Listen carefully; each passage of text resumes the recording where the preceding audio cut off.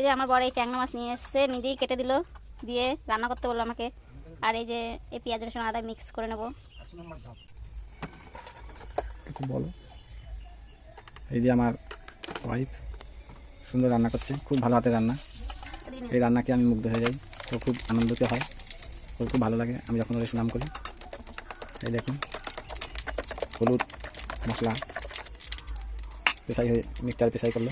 এবার তেলের সাথে ওইটা কি দিয়ে সুন্দর কাটে দিলে, এই যে ট্যাংরা মাছ এনেছি, এই কুটেছে আমাকে খাওয়ানোর জন্য।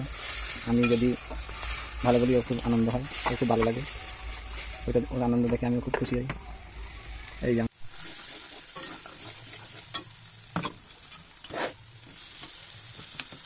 কথাই জানি না।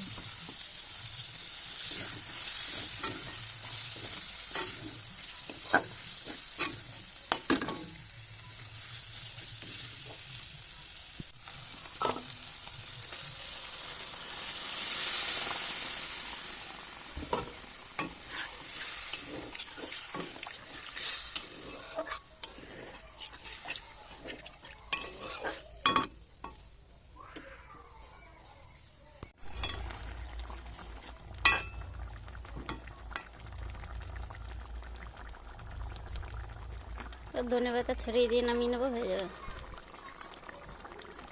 ট্যাংরা মাছের তরকারি।